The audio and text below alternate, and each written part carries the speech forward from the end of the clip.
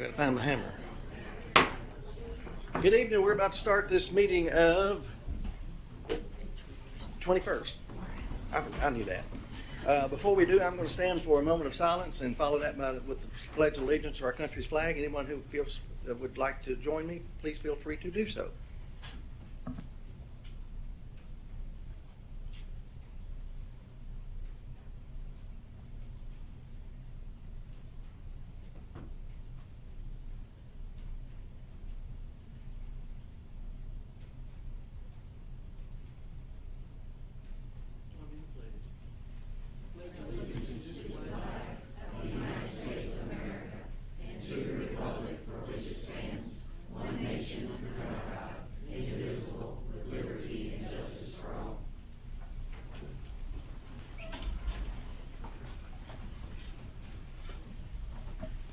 Well, as usual, before we get started, let me read my opening statement. I do it every week just in case there's someone that hasn't been here before.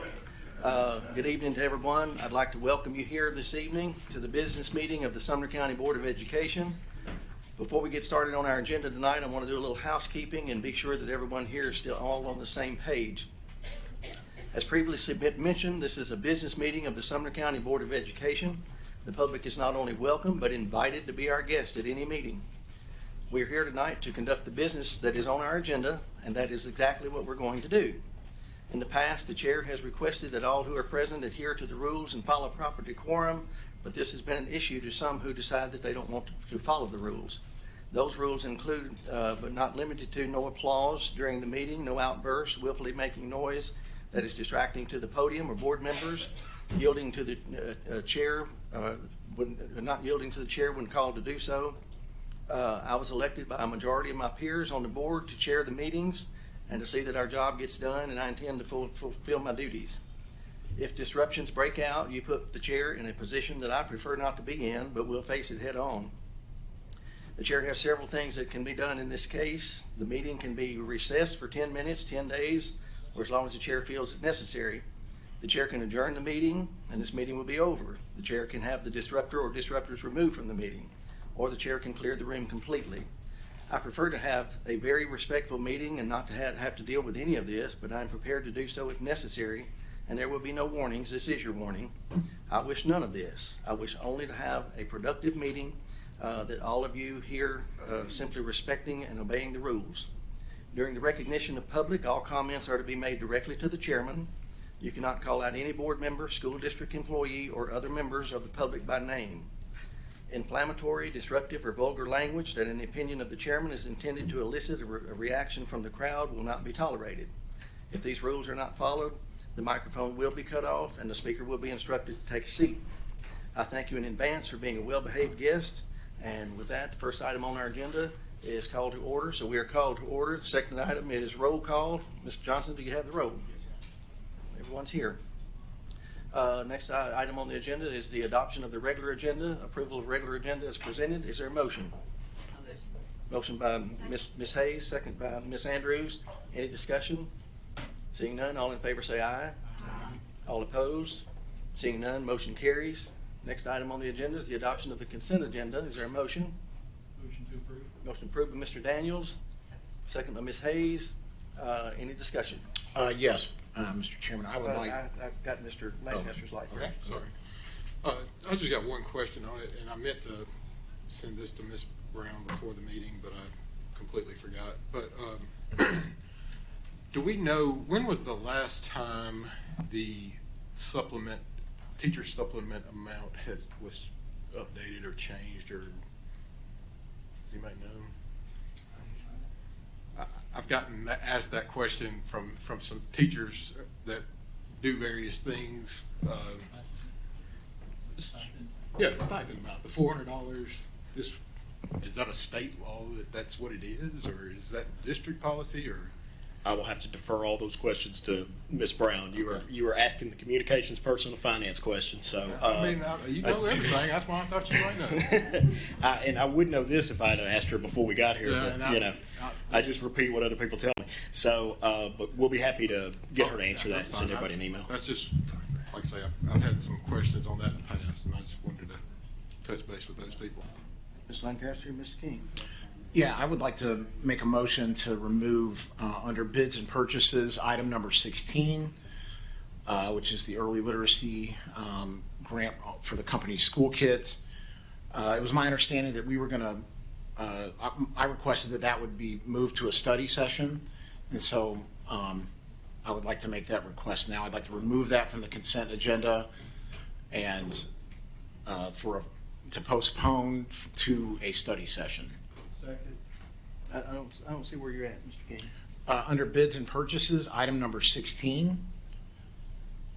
You gotta give me the bids and purchases first. I'm sorry, under item 3, bids and purchases. Item number 16. All right, we have a motion and a second to move item number 16 from number 3.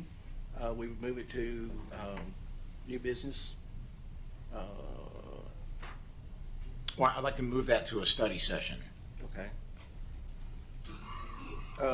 Ms. Brown is not here. Is there a time limit?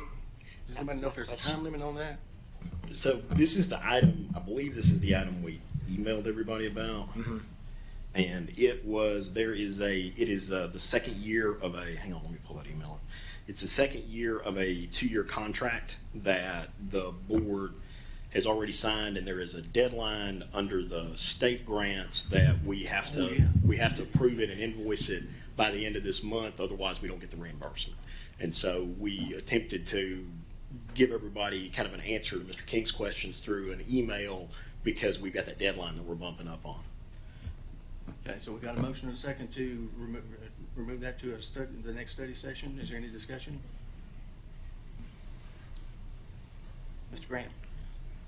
So if we don't approve this, we don't get reimbursed? That is my understanding, but once again, communication director answering finance questions. So, Mr. Graham, that's what I understood in the email that we got. All right. Seeing no other discussion, all in favor to move it to a study session, say aye. Aye. All opposed, no? No. I think the noes have it. yeah, may I see you show of hands on the yeses so I can get the minutes right? Okay, awesome. All right, we're back to the main motion of approval of the consent agenda. We have a motion and a second. Any further on that? Seeing none, all in favor say aye. Aye. All opposed? Seeing none, motion carries. I oppose. Okay. Got that, yeah. Next item on the agenda, well, I'm scrolling down here, I got lost there, Mr. King. Next item on the agenda is consideration of minutes, discussion and interaction regarding the minutes of the February 21st meeting. Motion approved by Mr. Wise, second by Mr. Gregory. Any discussion? Seeing none, all in favor say aye. Aye. All opposed? Seeing none, motion carries. Next item on the agenda is recognition of delegation of recognition/hearing of delegations. My tongue's not wanting to work tonight. First person is Amy LaSurf, wanting to speak on director of school interviews. Would give your name and address for the record, and you'll have 5 minutes to speak on an agenda item. Sure. My name's that's loud. My name's Amy LaSurf, and I live at 220 Evergreen Circle in Hendersonville. I'm just going to read this because I'm not a public speaker. So I come before you tonight to speak about the interviews for the director position. I'm respectfully asking that you consider all candidates that have applied that have met the qualifications set forth by this board. If this board, I'm trusting that they want to find the best of the best for the director. So in my mind, there's zero justification for denying anybody that has the qualifications that you've set forth. And that's really all I have to say. I just respectfully ask that you include everybody in your interviews. Thank you. Thank you, Mr. LaSurf. Next is Joanna Daniels. You want to speak on math textbooks on the consent agenda. Ms. Daniels? Hi, Joanna Daniels, Hendersonville, Tennessee, and I'm also I forgot to put the directors on there as well. So I wanted to speak on the math adoption and, Eureka and iReady. To my knowledge, I found out that Eureka actually was not the first pick for elementary school, and also have a very big concern with Eureka because it is Great Minds, which is wit and wisdom. And the problem with that is that, as you know, there's been a lot of controversy around wit and wisdom. It's continuing, and I think that there's even our textbook commission at Tennessee level is even looking at the curriculum textbooks in Wit and Wisdom. And so Great Minds being the publisher of Wit and Wisdom, and now us considering something with Eureka, and I don't feel that that's really something that would look good for us to do that. Plus, I'm sure you guys know, because you're the school board, that we are the pilot county for the Wit and Wisdom curriculum, and so that's there's a whole lot of great minds going on here in Sumner County, and so I would encourage you to look at a different math curriculum outside of Eureka. Also, Eureka and iReady, they are partnered with Castle. And I don't know if you've looked into Castle, but Castle has a lot of social emotional learning. They have a whole lot of CRT in it. And a lot of the stuff that Castle has is actually not in alignment with Tennessee. And, I would be cautious with going with a company that is partnering with another company that honestly creates curriculum that is not even acceptable here in the state of Tennessee. And they said that well, we created curriculum specifically for Tennessee. Well, I mean, when you have a mission statement as a company, that's going to get somewhere in there somehow. But also, if you don't agree with all the stuff that this company is doing, then why give them your money? Why not look for something such as a classical, math, curriculum that you can support the whole company. So I don't know if you looked into Castle. And then also, with the consent agenda, I was very discouraged about the school kit, because I was here in February and I remember Mr. Langford saying that there was no rush in adopting school kit, that we could definitely take it to a study session, that it could be something that could be looked at, there was no rush at all. And then to hear tonight that there was an email saying that oh, there's a rush, when in a public forum, there was told there was no rush and this could go to a study session, which I was looking forward to because Mr. King brought it to my attention, and I did go and take a look at school kit and was very surprised at some of the stuff that is on there. So it is very disappointing that there was conflicting information there. And then also the ESSER funds. I saw on there that there's a hiring of a teacher position, and to my knowledge, ESSER funds were not supposed to have reoccurring costs. And I think hiring a position and hiring another teacher is a reoccurring cost unless you're going to fire that teacher after 2024 when the funds run out. But maybe I'm misunderstanding. And then lastly, as far as the director search, I just, I was watching online the meeting last week or 2 weeks ago, and I was very disappointed in only one person, and I was so excited that you guys opened it up, and I so appreciated Chairman Brewer for you, stating and saying, hey, let's open it up, and for you guys agreeing. So I do hope that you guys do allow all people who are eligible to be in this selection. So I appreciate you guys considering that. Thank you so much. Thank you, Ms. Daniels. Next one is Holly Cruz, dress code, director of schools, candidate interview. Ms. Cruz, please state your name and address for the record. Sure. Holly Cruz, 3275 Hartsville Pike, Castellian Springs. I'm here to talk about the dress code committee first and the dress code that hopefully you're going to approve this evening. I am one of the parents who was afforded the opportunity to be a part of the committee, and I would just like to say thank you for allowing parents to be a part of it. Thank you to Ms. Skinner for leading that. It was nice to be able to meet some administrators and other teachers in the county. I have just a couple of things that I am hoping that you all will consider taking a look at on the draft policy that's currently in front of you. And I'm hoping that maybe Ms. Skinner can maybe address them if I'm asking something that she has already addressed or explained. On page number 2, under bullet point or number 4, it says under students cannot wear. Under the first 2 bullet points, it does not explicitly state under like images that can be listed or images displayed on clothing of violence. It doesn't include weapons specifically, and a parent did bring that to my attention, and that wasn't something that I believe we discussed during the review. And so I was maybe wanting to point that out to say that maybe weapons should be listed as something that should be excluded from images that students should wear. Just something that I would like for you to consider this evening. Also on that same number 4, students cannot wear.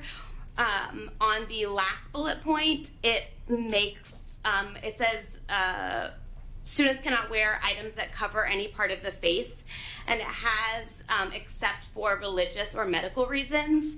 And then in the list after it, sorry, I'm just pulling it up so I can make sure that I'm reading it correctly.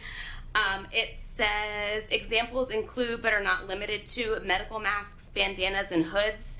And I think medical masks, is that I'm confused as to whether that's something that isn't allowed or is allowed, because to me, medical masks seem like something that would be a medical reason. So I was thinking that that maybe should be clarified on if as something that should or should not be worn. I'm hoping that masks, medical masks for a reason, I'm hoping that would be something that would be allowed. So just maybe clarifying that language as well on that bullet point. Sorry. I also would like to maybe recommend adding that this policy is going to be reviewed. I know that it has been a long time since the dress code policies have been reviewed, and I was hoping that maybe there could be something added stating that it could be reviewed every 3 to 5 years or within some time frame, so that way it's not such a long period of time between the dress codes being reviewed. So we can address items, changes in fashion, and other items. I also hope that you took a look at the parent, teacher, and student comments. Those were all handed out to you the last time.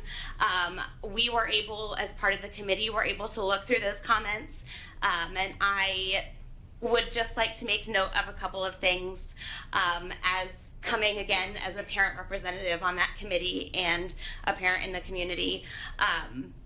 There were a couple of parent comments that I would like to bring attention to in hopes that maybe you can consider addressing them with your constituents either now or at a later date.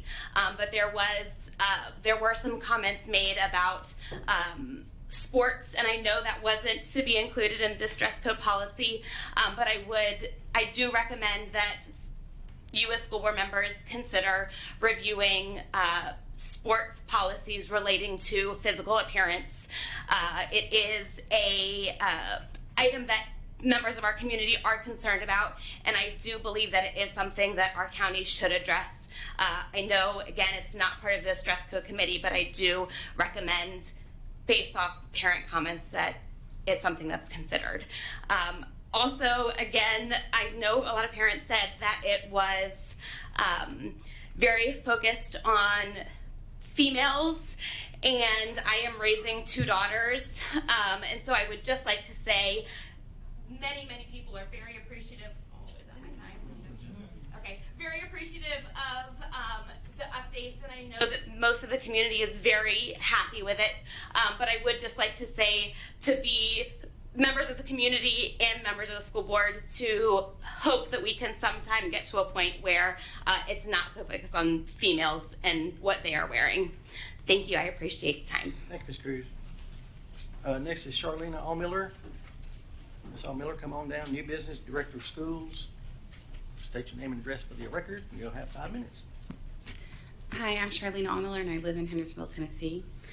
I am here to speak about the Director of Schools, but I'm also going to address the math curriculum because I was on that committee. For the Director search, like all of you, I apologize, I was not here at the last meeting just due to scheduling conflicts, but for the Director search, like you, I was surprised that there was only one candidate that was brought forward. I thank TSBA for doing their job because I think sifting through a bunch of candidates is probably pretty hard, and I do think that it is important to look at not just the resume, but information that's outside of the resume, because if you're only going to look at what they're going to present to you, then you're going to be pretty surprised if you hire them based on just what they told you. Now, having said that, I do agree that you should interview more than one candidate, because I think that there's a level of competition that can be helpful in making sure that you're getting the best candidate. And I mean, if Dr. Langford is the right candidate, I'm sure that he will shine through regardless. Now, I do understand that Dr. Cash applied late. There's questions about rumors. I personally believe that any rumors about bias have not been from anybody that is supporting any candidate that's already in the pool. This has become a very contentious application process, and so it makes perfect sense that people would not want to apply here and come to a job where they're going to be attacked probably every day by one side or the other. So if we can come together and try to find somebody that is going to be in the best interest of our schools, as a parent who has kids in the schools, I would greatly appreciate that. And ask the tough questions. Ask them, I mean, Bradley County has the same, similar scores as ours. So what are people going to do to increase the scores? What is the plan? Because everybody, Dr. Cash has had the opportunity, so why didn't she do it there if she was going to do it here? And then I also found it interesting that she had she started a STEM program that was very similar to what was going to happen at the Comer Barn. And so I just don't know where that would all come to play on funding, if she has ideas, and then whether she would get funding. And so there's just a lot of parts to consider, and I don't envy your job. As far as the math curriculum committee, I am a parent who has 2 kids in the schools. I'm just scheduled to defend my dissertation in order to teach statistics and accounting at the college level.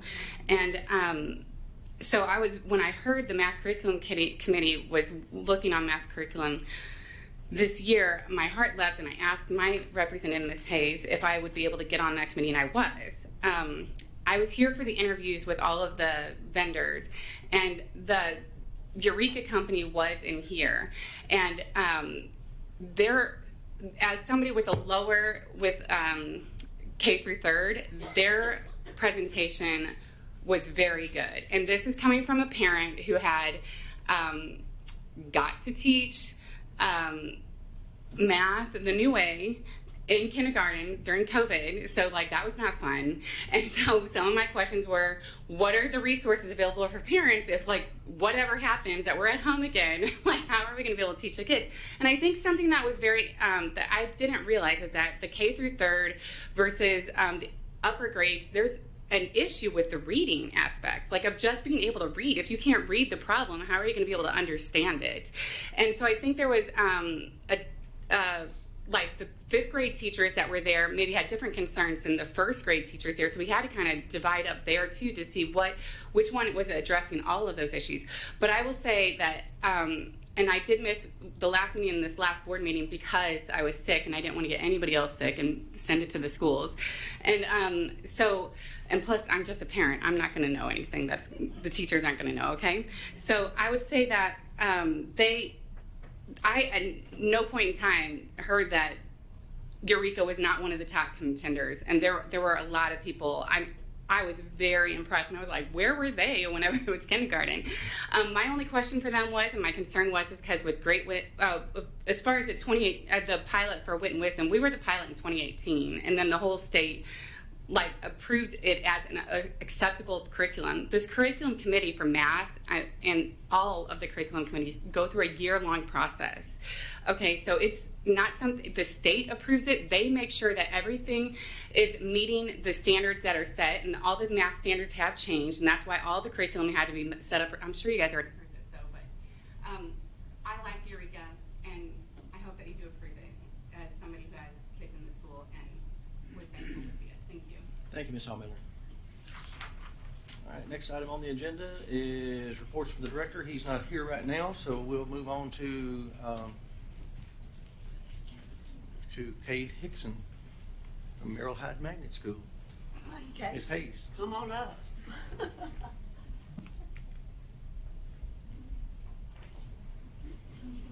You come right up here.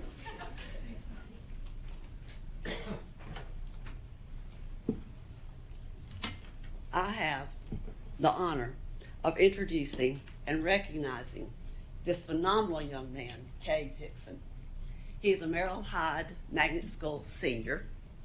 I have all the little points here, Darren sent over.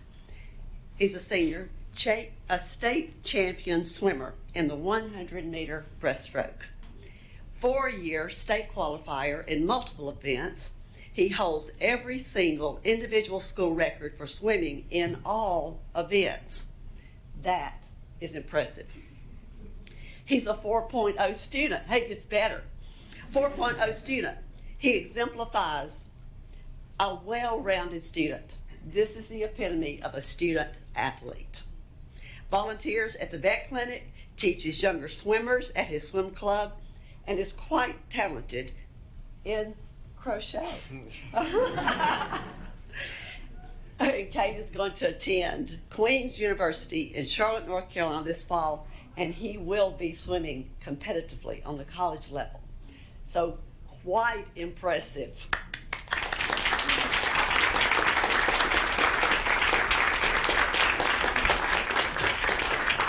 His parents, your daddy's name, Amy and Jeff Hickson, y'all come on up. We'll get a picture. I was sharing with Cade that our youngest son, well, our oldest and our youngest, were competitive swimmers. And our youngest son, Caleb, was a breaststroker. So it's just it's beautiful. It's just beauty in motion in the water. So just congratulations, and we're so proud of you. You represent the best of the best in Sumner County. And your parents, I know, are proud. So proud. Amy and Jeff. You step right up here. Here. Okay. Oh, Amy. Precious son.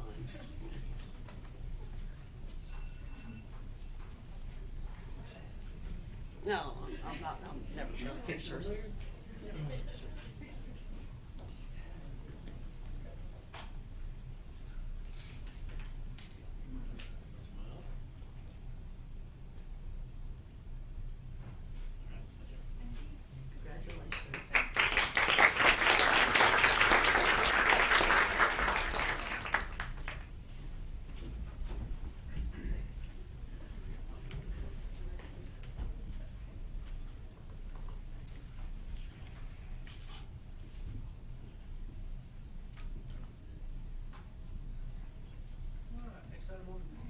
My microphone on.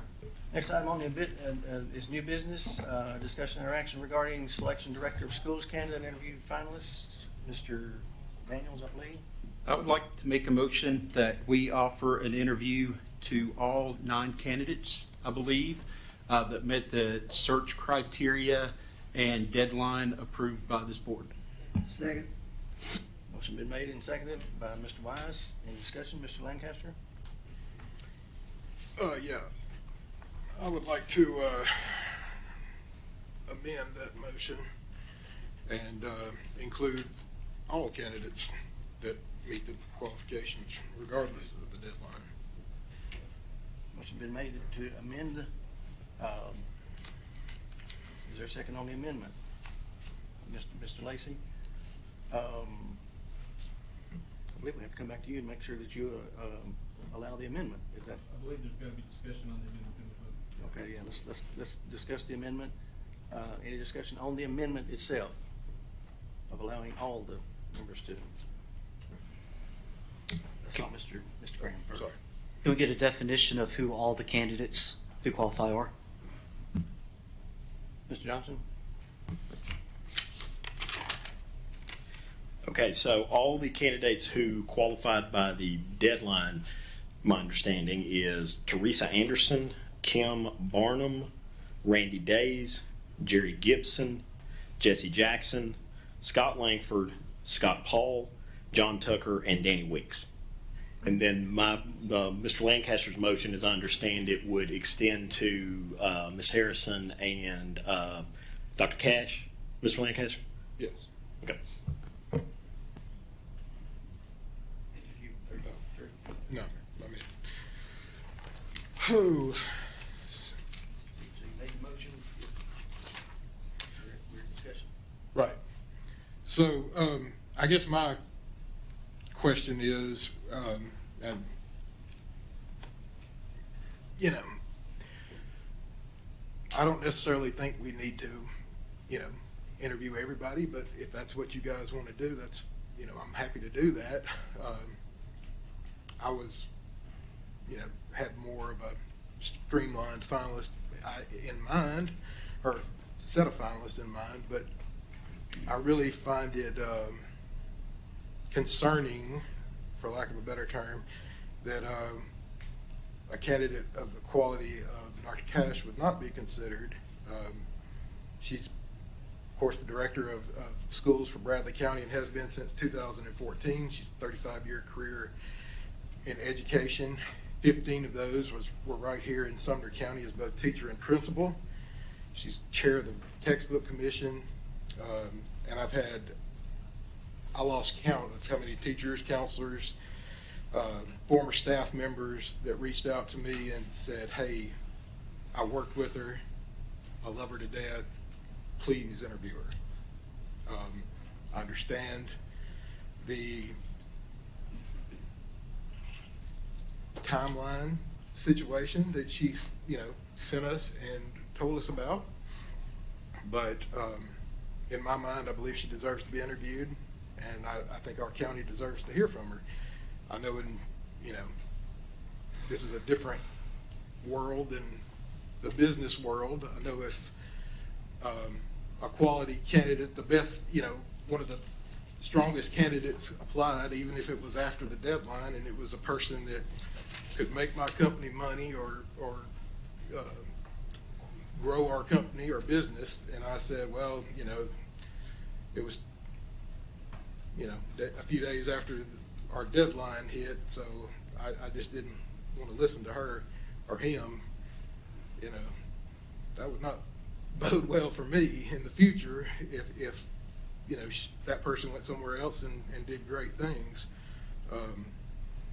And on top of all of that, I've tried to be as transparent as possible in this process. I created a survey. I'm sure most of y'all saw it. I sent it to everyone on the board.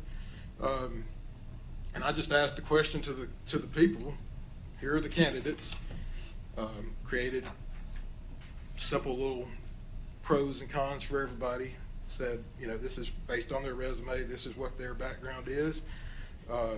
Had 500, and as of noon today, I haven't checked in a while, but as of noon today, I had 575 people that responded to it, and 67% of those wanted us to interview Dr. Cash. So, you know, I want to listen to her. You know, she told us that in her email that she was hesitant to apply based on a rumor, a theory, or whatever, that this was just a formality and the director had already been chosen. You know, and now we've got people saying, well, this person is the one that is the cause of that, or that person, or this group, or that group. Again, at the end of the day, I just want to listen to the best candidates we can possibly listen to and hire the best candidate we could possibly hire. And if we're going to bring in 9 people and sit through 9 interviews, what difference does it make if we listen to 1 more or 2 more?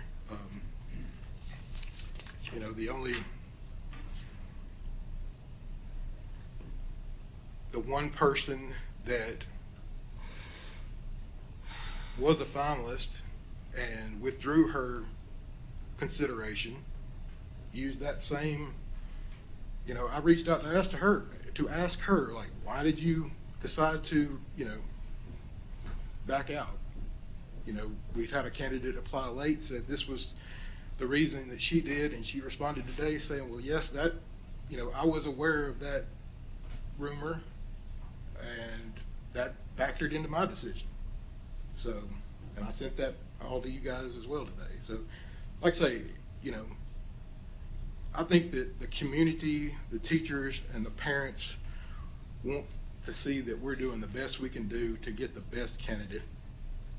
The majority of people that respond to me have said, I don't care when she applied, if she applied late, if she has a valid reason, which I believe she does. I've read an article last night where the local media there in Bradley County had said, the rumor's already out that Dr. Cash has applied for our position and she might be leaving. And, there's, of course, the reaction to that. A lot of people were upset. A lot of people were happy for her, happy, or worried about what might happen there. So you don't, I understand if you don't think you've got a legitimate, if you don't think the process is legitimate, whether there's a reason to believe that or not, I can understand being hesitant if you're in her position. And I think that's what we need to do is if we're going to look at 9, then why would we not look at 11? Ms. Lancaster, Ms. Hawkins? Thank you, Chairman Brewer. When I woke up this morning, I was fully ready to recommend that Dr. Cash be considered as a viable candidate. This afternoon, I received the legal opinion from our counsel regarding this matter, and pursuant to that, I cannot recommend that for reasons that he gave. So I'm very disappointed that this has come out like it did. I'm disappointed in the way she chose to apply, because I think she would be an excellent candidate, but because of the opinion from our attorney on this matter, having spent most of my adult life working in a law office as a paralegal, I feel like we need to follow the advice of our attorney.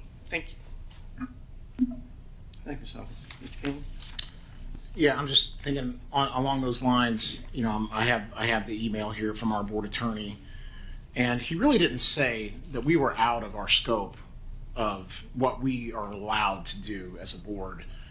We are within our authority, our policy to interview Dr. Cash. Now, he did make some statements like, well, there's perhaps some risk, or it could be scrutinized, but I think everything we do has some risk and it can be scrutinized. We could get a lawsuit on something we voted on earlier. I mean, there's to me that is a weak, just a weak way to go here legally. I don't see a risk involved in this, and not only that, he mentioned in here that that there's risk if we're going to deviate from the original process. Well, we've already done that. We have deviated. Tonight we're supposed to be interviewing candidates tonight. And he made a mention in here about how we have to, we didn't announce that publicly. We made announcements publicly. We have to follow it. Well, we're not. We're not following it. We're deviating from that. And if we're going to talk about deadlines, well, we have deadlines. Tonight was a deadline that we're going to break.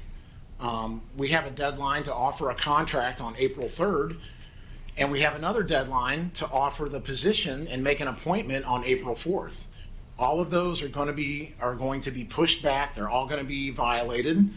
And so to make her case, the only reason, since we're already changing deadlines, I don't see a reason why there should be I think it's foolish for us to bind ourselves as a board to an arbitrary deadline that did not produce a competitive field of candidates.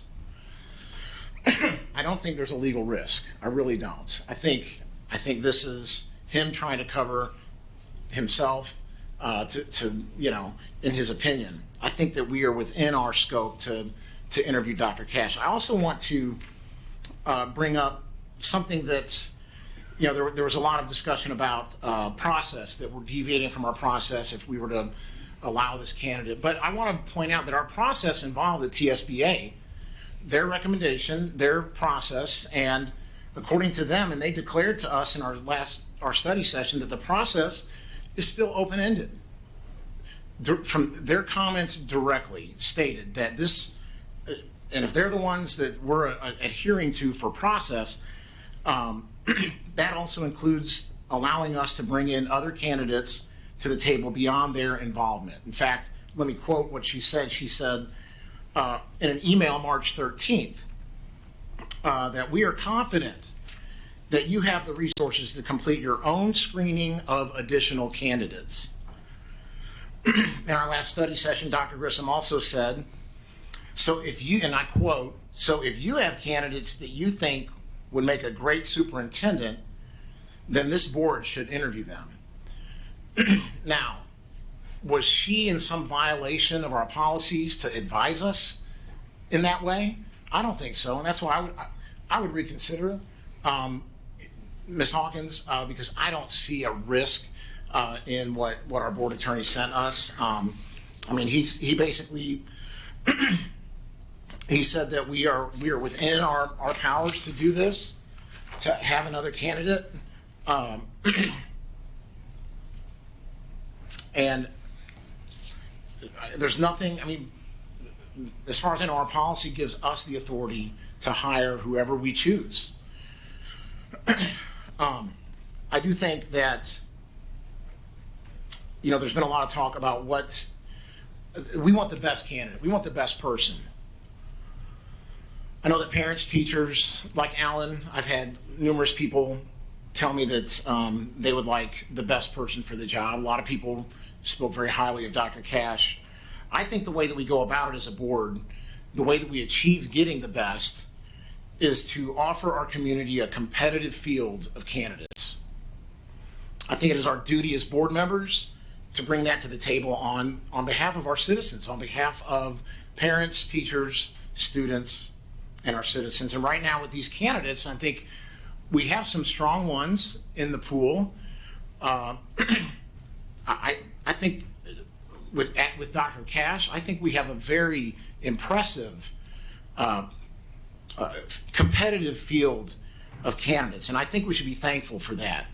There was a lot of discussion about this diminishing pool of candidates that were out there, and talk about how people don't want the job. In fact, Tammy Grissom said, oh, there's people that don't want this job. Well, we've got people that want the job. We've got some, and those are tremendous odds to overcome, but here we are, we have managed to pull these folks together who are interested, and we have some of the best in the state wanting this job, including Dr. Cash. And I think they deserve an interview, and I think we owe that, we owe Sumner County the opportunity to hear from each one of these qualified candidates. Again, offering a competitive field, I feel, is the best way to find the best person for the job. It's a way to bring integrity to the process. If we don't have competition, we're not going to truly know whether or not we have the best. We're just not going to know. And, I'm not interested in the arbitrary deadline that the TSBA outlined for us. To me, we've had to pivot, and we've had to deviate from our plan. We've had to move on. We've got to put that behind us. This is now on us, the board, to do this work. We are the process now, and we are the ones who are going to make the decision. And we need qualified people. And if we have people coming to us, and I mean immensely qualified people coming to us, who are willing to pursue this role, that's a blessing. That's a blessing to me. We should be thankful. And how can we turn them away? How can we turn away people that are qualified? How can we do that to our students? This is one thing that we can do. We have an opportunity here as a board, and I'm speaking to all my fellow board members right now. We don't always agree, but on this we can agree. We can agree to provide our community with a competitive field of candidates. And I believe we can, that includes Dr. Cash. We can do this unanimously with one voice. We can say unanimously, we are going to present these candidates and give to our community what they deserve. Our community, our students, our teachers, staff, Sumner County citizens deserve a competitive field of candidates. Let's do that. I'm hoping our board will rally behind this and not give much, not worry about. I understand what was sent to us today. I'm not worried about it. I don't think there's much risk, but I think we can come together and present every qualified candidate that applied for this position and give our community this field of candidates. Thanks. Thank you, Mr. King. Mr. Graham? Yeah, so along the lines of what Mr. King said, we got an email today from our attorney. I'm sad he's not here because I had a lot of questions for him to follow up. But in essence, he sent us a state statute that said that the school board shall adopt a written policy regarding the method of accepting and reviewing applications. Where is that written policy? We don't have a written policy. We have a brochure. We have a brochure that was created by TSBA. So if we're talking about being opened up to legal scrutiny, that ship's already sailed. We've already not done what we were supposed to do according to Tennessee Codes Annotated. So I think that we should start over and do this the right way. I think we need a written policy. I think we need to open up the applications, as Mr. Presnell said, because that was one of the options he gave us. He said, you guys can basically start over. You can open up a window for applications with a timeline. For anyone who wants to apply, they can apply now. And, we had a really good conversation 2 weeks ago about the process that TSBA did in vetting candidates. And I was told we could Google. And so how hard is that for anybody who applies in addition to these candidates that were so-called vetted through TSBA? Furthermore, when Mr. Presnell continued to give us this verbiage, he kept interchanging the word policy with procedure. Policy and procedure are two different things. So we have a written procedure because that's what's on a flyer. We don't have a written policy. So I don't see, I think we're negligent if we don't start from the ground up and do this the right way as prescribed by TCA. I saw a pretty good quote. It said, we shouldn't have a petty adherence to the process. And that's what we're doing if we don't do this the right way. Me personally, I wouldn't have offered an interview to every candidate. I mean, I've read all the applications. I know some of them were coming from pretty far away, and if we're not going to seriously consider them, and the only way I think we would know if we're seriously considering them is if we discuss them before we offer an interview, and not just lump them all together. I think when we talk about who's qualified, who's not qualified, who's been vetted, who's not been vetted, and then we just do an up and down vote on all candidates without any discussion, I don't think that's going to sit very well either. I think both Dr. Cash and Dr. Harrison deserve interviews. Dr. Cash's resume, the public hasn't been able to see it. They've not been able to see all the accolades that we see. But when we sit here and we talk about that, nobody wants these positions, and public education is under attack, and we get good applicants, but then one comes in right at the end, even though we had a TSVA deadline. Once again, there's no written policy. We don't have a board policy. We don't have a board deadline. And she is phenomenal. Then we should consider an interview. That's what we're talking about. We're talking about offering an interview. We're not talking about hiring the lady. We're talking about a simple interview. And if you got issues of why she applied late, ask her that in the interview. Press her on that question. As one of our speakers said, ask the hard questions. Dr. Harrison has decades of service in this county, and she meets every qualification that we set. Every restriction. She has a doctorate. She has central office experience. How can we tell someone who's been that dedicated in our system, has worked every job, has been a principal, has been an assistant principal, has been a coordinator? How can we tell someone like that, well, you missed the deadline, and so off you go? That doesn't just send a message to Dr. Harrison. That sends a message to all of our faculty. And that's something that we need to realize. So I say we start from the ground up. If we need to. If we don't need to, I say that we interview all 11 qualified candidates who felt as though that we were important enough to them to apply to our system. Thank you. Mr. Graham? All right, seeing no other discussion? I'm sorry, Ms. Hayes. May I? If I can talk, I'm losing my voice. I usually don't say much at meetings, especially if something has already been stated. No reason to state it again. We had a deadline of February the 24th, I believe. Deadlines matter.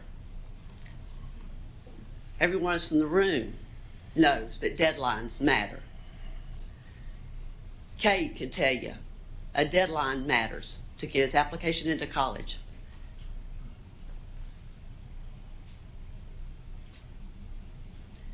Students have tests. They have term papers due. They have applications to colleges. You work in a professional world, you have a deadline to meet. February 24th. On March the 15th, we received an application from a Dr. Linda Cash. I looked at it and I thought, okay, this is kind of strange. So that's 2 weeks or more, 10 days at least. Read through all of her credentials. Impressive. It's just a shame she didn't meet the deadline. I mean, she was way past the deadline. The next day, we get an email from Dr. Cash titled Timeline. I read through it once. I thought, oh my gosh. I read through it again. My takeaway was that was extremely unprofessional. It was disrespectful to the candidates who got their information, their applications in on time. She knew about the job. She had been contacted by Dr. Grissom. She chose not to apply based on a rumor. In her email, she stated the unusual contract, the way the outgoing director, and just a formality.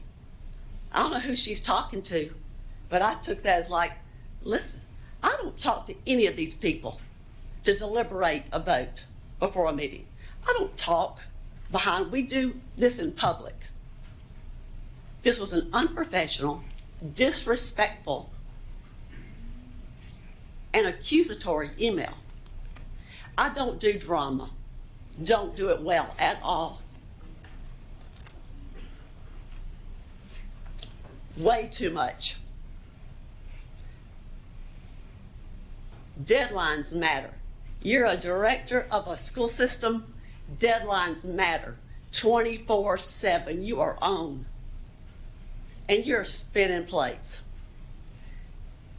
I got all I needed to know right there. I am sorry that Dr. Harrison didn't make the deadline. Dr. Grissom talked to her and said she was having trouble with the online. She goes, you could have called me. We would have walked you through it. How bad do you want the job? The job was posted. There was a deadline set. Deadlines matter.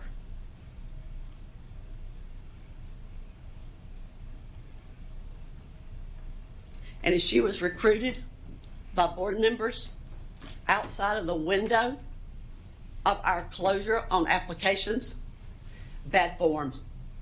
Bad form. I don't do business that way.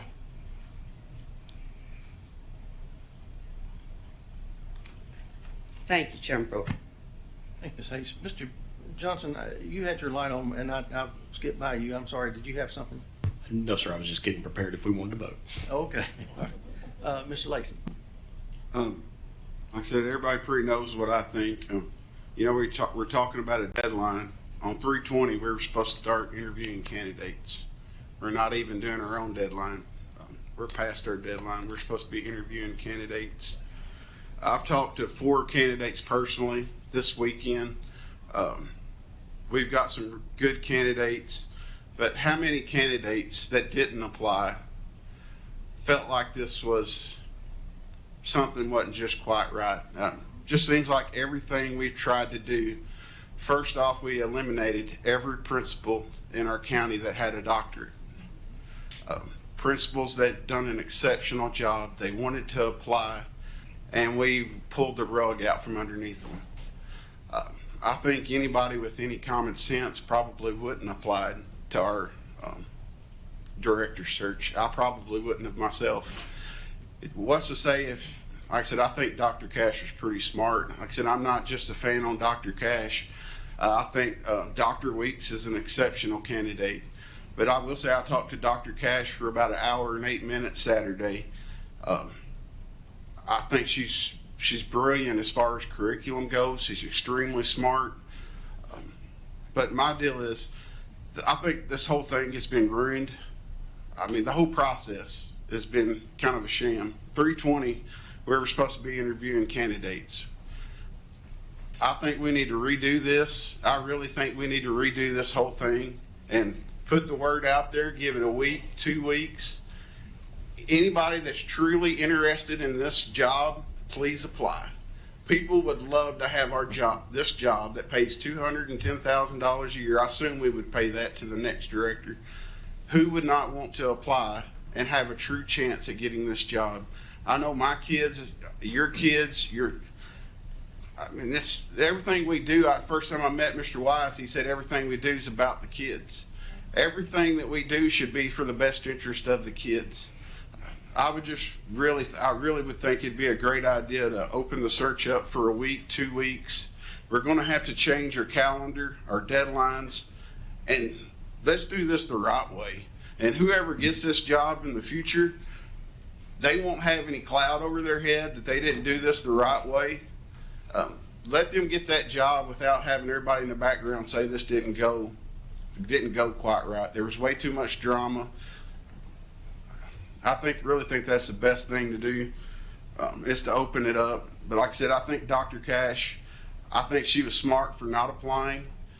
We forget that the TSBA shot down every person. It's kind of like they kind of tainted the whole process. 9 or 10 candidates didn't qualify because of Google searches and stuff that they couldn't tell us in an open meeting. I wouldn't want to be put in that system either. Just really wish we would open this up, and whoever, whether that would be anybody in this category, that when they get this job, they're not going to be criticized because they didn't get it the right way. Mr. Lacy, Mr. Graham. Yeah. When we're talking about bad form, I think it's bad form for a recruiting agency to send out letters to candidates telling them that they're no longer up for consideration when we've not discussed any of them. All of the applicants that TSBA deemed qualified, other than the two that would have been presented, one withdrew, the remainder of them received correspondence saying that they were no longer being considered. So I think we're already in bad form where that goes. And then, once again, the deadline is not a Sumner County Schools or school board deadline. We didn't set it. There's no policy. There's no written policy. That was a deadline that TSBA set. And it's likely that they set it so that they could have time to Google the candidates and give us a report. Mr. Graham, Mr. King? Yeah, I'm just, here's what would have happened. If we had complained, some of us up here would have complained, we're frustrated. We have just one candidate. There's just one recommendation, one candidate, and we got on Facebook and we posted a bunch of stuff. Shame on them we only have one candidate. A whole host of people would come at us and come at me and say, well, you should have gone and recruited a candidate yourself. And I know that for a fact because that's what we were told when we were all voting on a search firm. We were told, you know what, if you don't like the TSBA, we're all adults in the room. You can go and solicit your own search firm. In fact, how about get a portfolio of search firms, bring them to the board, and then make a motion to add them to the agenda. Have those people show up, and let's add them to the agenda, and see if we can get them to give a presentation for us. That is the stuff that people were saying. And so to criticize a board member for doing his or her due diligence to recruit candidates when clearly the TSBA did not do their job to recruit candidates, I find that to be, chiding someone for doing their job. I don't appreciate that. The goal here is to find the best candidates that we can find. And I'm hearing a lot of petty arguments for denying a very qualified candidate an interview. And the only reason that I can come up with is because she's great, and she will be competitive, and she will be tough. Some people don't like her as a candidate because she threatens maybe another candidate. I don't think that's a reason to deny an interview to her or to any candidate.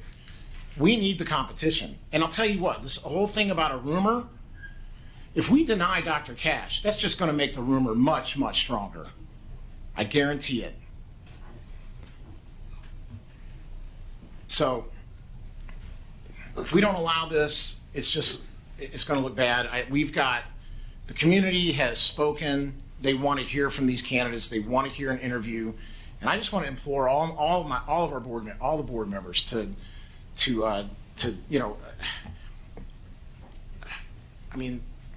Mr. Chairman, let's move on. I'm sorry, point of order? Yeah, point of order. I am still speaking. Mr. King has the floor.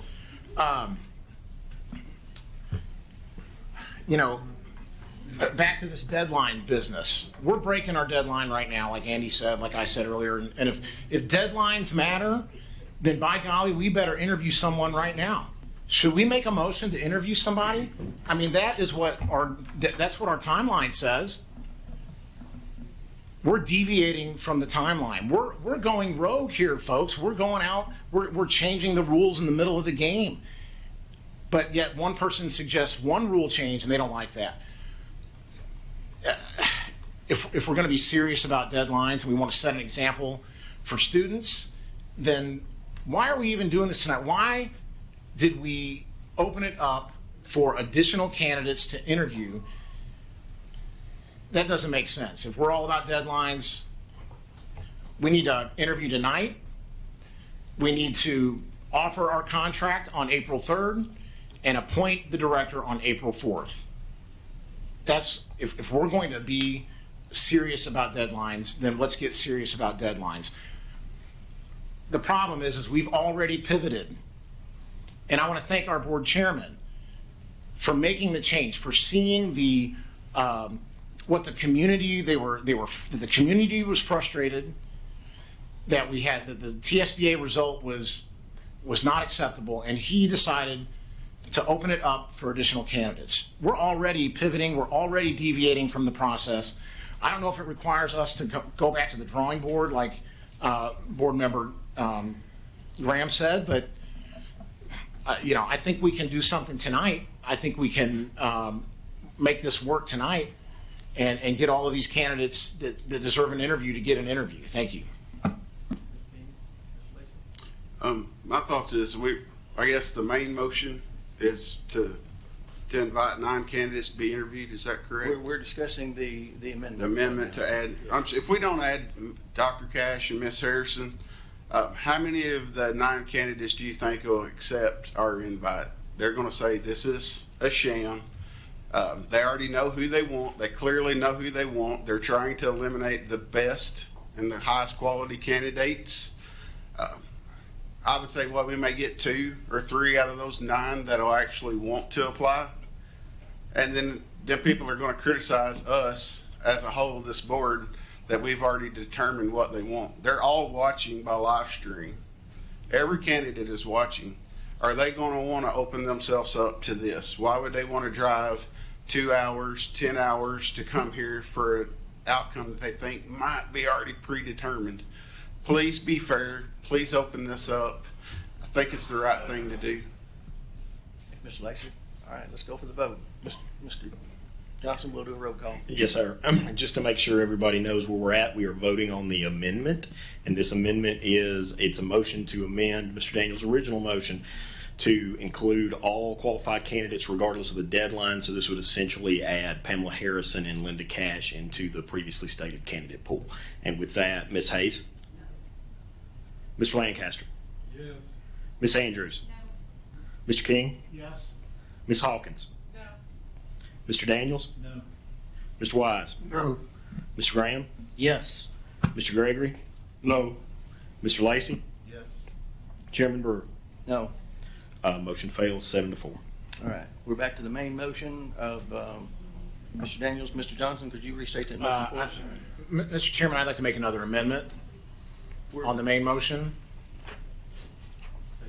I move that we invite just 2 candidates from the pool, Mr. Danny Weeks and Dr. Danny Weeks and Dr. Linda Cash as our additional interview candidates.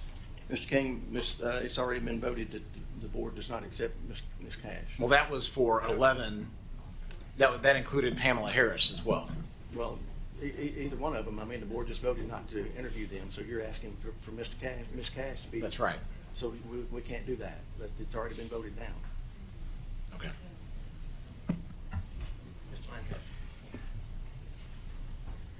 Lancaster. We're on the original motion. I'd like to amend that motion as well, but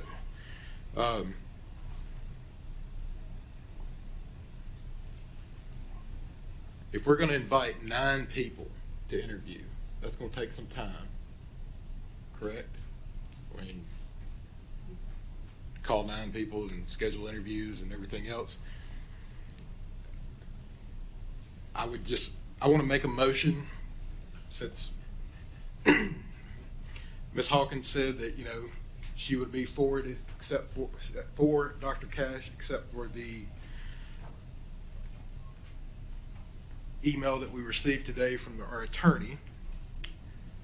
So if we've got time to call and schedule 9 people to come here and everything else, that's going to take some time.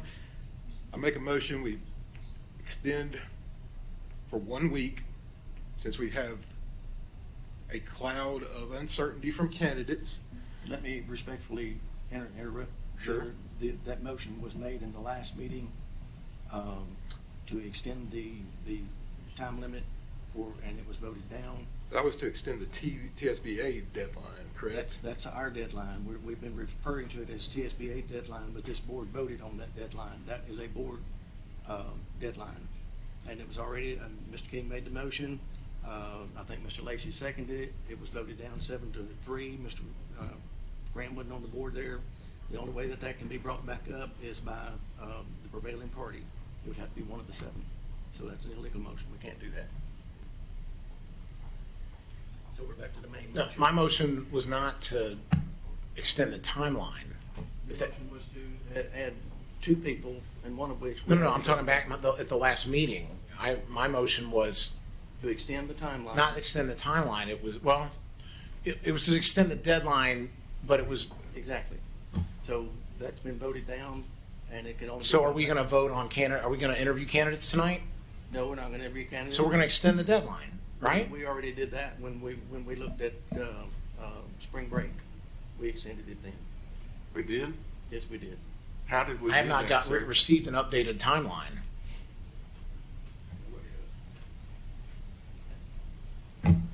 That's where we are. So we're back to the main motion. Mr. Lacy, I'm sorry. How did we extend the timeline already?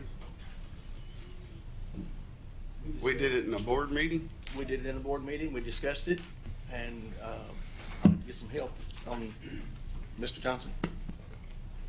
Just to clarify, when you adopted your timeline, you set the 2 weeks following spring break as your interview period. So you're still within your interview window. I thought he said that we extended it during the spring break. No, I believe the chairman misspoke. We had it during spring break. We changed it to the 2 weeks after spring break. So we're still within our timeline. Well, I'm still confused on Mr. King's amendment. You're telling him he can't make an amendment, but he didn't make the same amendment that we just voted on. Is there a Included- rule that he- we follow that says you He can't make a included- difference? Yes, sir. He included one of the candidates that we just voted down. Yeah, but we voted it down in a quantity of 2. Now he's doing it as a 1, I believe, No, right? he didn't. He Mr. did King? 2 candidates. He did Danny Weeks and he did Linda Cash. Well, Danny Weeks is already in the thing. Well, yeah, exactly. But Linda Cash had already been voted down, so we can't bring that back up again. Once again, we're back on the main motion. Mr. Graham. Yeah, yeah, because I'm the new guy. Can you tell me where I can find the written policy on this timeline in our board docs? I believe we can pull that policy up. Can we pull that policy up, Mr.? I would love to have a copy. Yeah, we can get you that. The timeline, I'm sorry. The timeline that I have is, Mr. Graham still has the floor. I'm sorry. Oh, I accidentally hit the button. And I'm not referring to the flyer or the brochure. I'm saying a Board of Education policy, a written policy on how this is supposed to go down, because I don't think it exists. So if everybody will recall, during your February meeting, you actually voted and amended your policy, and the policy is, hang on, let me get to that window.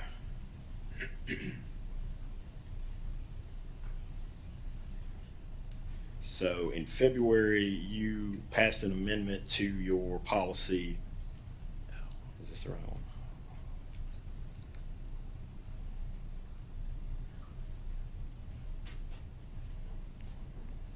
Sorry, guys, Board Docs is being stubborn. 5.801. Yeah, it's 5.801, that's correct.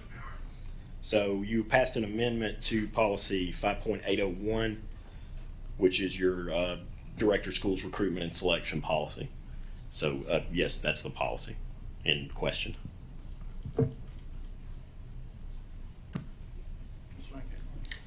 Just so I'm clear, in February, Mr. King made a motion to extend the deadline for a week, right? I believe it was a week. This was before the March 7th study session where we only ended up with 1 finalist. But since he made that motion and it was voted on in February, now that we have 1 finalist and our board attorney says, hey, we can extend it, we could make a motion and extend our timeline to include additional candidates. We can't do that. But based on information we didn't even have when we voted on the amendment in February. Robert's Rules of Order states that that the prevailing party has to bring a motion up. So Mr. King made the motion, it failed. Only the prevailing party can bring that motion back to the board. That's not a legal thing, that's a Robert's Rules of Order thing. So he didn't have the whole scope and purport of that. But it cannot be brought back up unless it's one of the 7 that voted against it. Well, can I move we suspend the rules and consider that? No. That's a legal Robert's Rules of Order motion. No, you can suspend the rules on, you have a policy that says you can suspend the rules, but that's not a Robert's Rules of Orders. Okay. I just know, again, we can, the board can do what we want to do. We are the board. This is our person to hire. But now we're saying we have handcuffed ourselves, shot ourselves in the foot in this whole scenario, and a quality candidate is not going to be considered, and a candidate that I've had teachers and everybody else come and tell me, please interview this person. I now have to say, I'm sorry, we shot ourselves in the foot in February, now we can't do that. And the person that 400 people in a survey of 575 said, please interview this person, I got to tell them, sorry, we shot ourselves in the foot. But if that's what we got to do, then I guess that's what we got to do. That's not Chairman's rule, that's Robert's Rules of Order rules. So we're back to the main motion. Mr. Johnson, call the roll. Yes, sir. Just to read the main motion so that everybody's clear on what we're voting on. This is a motion to offer an interview to all 9 candidates, which is Teresa Anderson, Kim Barnum, Randy Days. Mr. Chairman, can I still make an amendment? Go for it. I move that we start over this process, the search process, open it up to new, make a fresh start, open it up to all new candidates, go back to the drawing board. And so I move that we begin the search process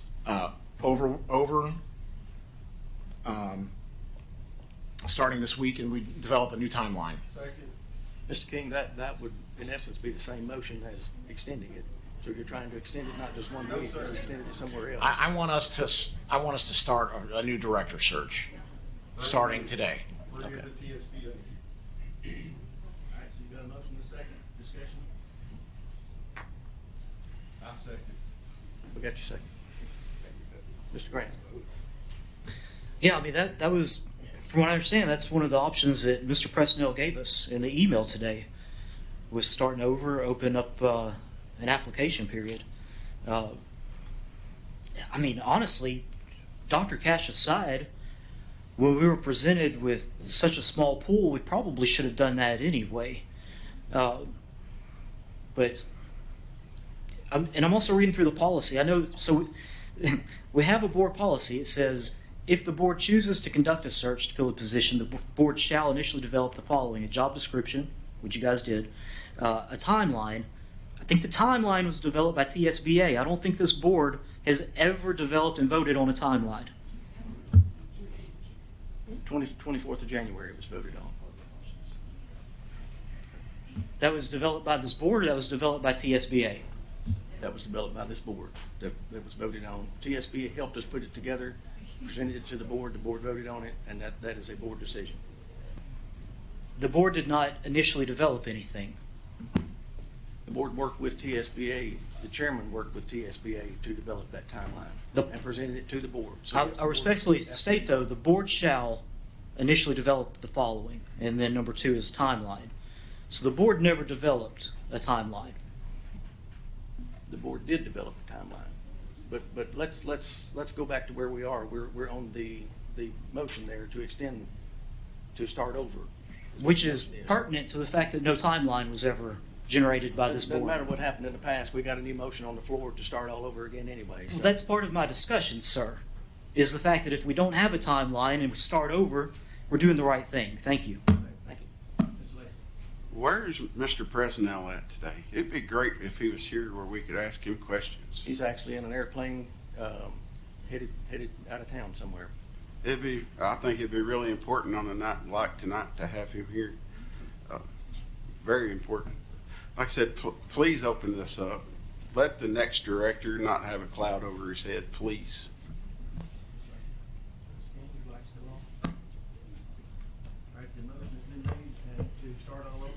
and seconded. Discussion's been made. Mr. Johnson, call the roll, please.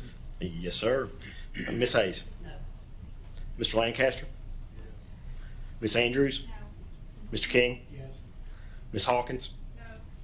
Mr. Daniels? No. Mr. Wise? No. Mr. Graham? Absolutely. Mr. Gregory? No. Mr. Lacy? Yes. Chairman Brewer?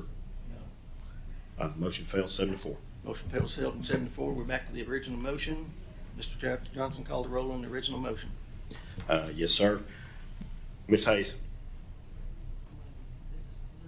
So this is the original motion. The motion on the floor is to offer an interview to all 9 candidates, which is Teresa Anderson, Ken Barnum, Randy Days, Jerry Gibson, Jesse Jackson, Scott Langford, Scott Paul, John Tucker, and Danny Weeks that met the search criteria and application deadline approved by the board. And with that, Ms. Hayes. Yes. Mr. Lancaster. Ms. Andrews. Yes.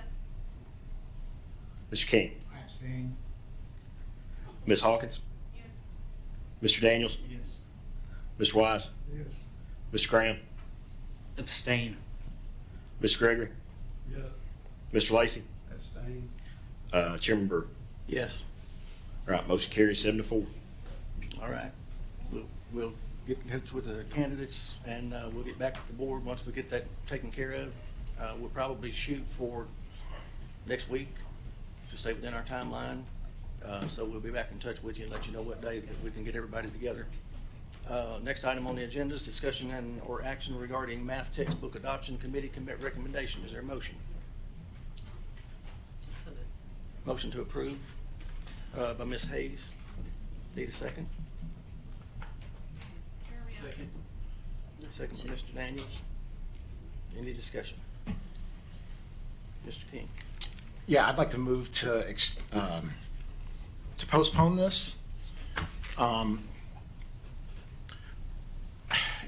This has really been an interesting journey for me, and as perhaps it's been the same for many of the other candidate or other board members. I'm really struggling with how to vote on this with the math curriculum. I've done a lot of research on it. I've talked to a lot of teachers. In fact, I went and spent some time at the central office speaking with Miss Miller and Miss Madana, and looking at the curriculums, going through them, actually physically going through the curriculums. And I don't know, I'm still getting a lot of feedback from teachers that they are not happy about it. I'm getting a lot of feedback that they're not 100%. They feel like the committee, perhaps there was pressure among some of the committee members to go a certain way and things like that. I'm also concerned about a couple of the curriculums themselves, not because they're not bad products.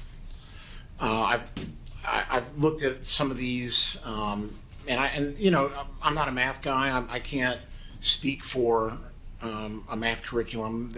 The ones I looked at looked like the companies offer a good product, but then I looked at the companies themselves, and it really gave me some reservations. I'm very concerned about Eureka with Great Minds. I'm very concerned about iReady. And while their product looks good, we're going to be giving them a lot of money. They both are partners with CASEL, which is the collaboration of academic social emotional learning. And that organization, to me, is now, it doesn't appear that any of their content is in our curriculum for Tennessee, and that was done deliberately.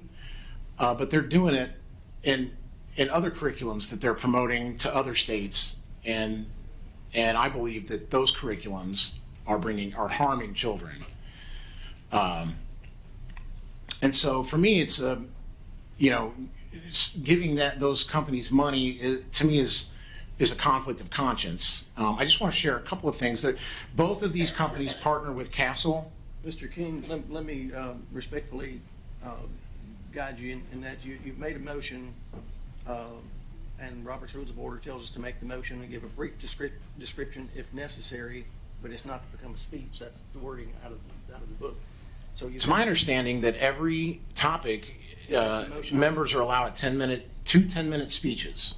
We haven't got to your discussion point yet. So you made the motion. We need the second, and then we get into discussion, and then you can go from there. All right. I motion that we postpone this until further investigation. Okay.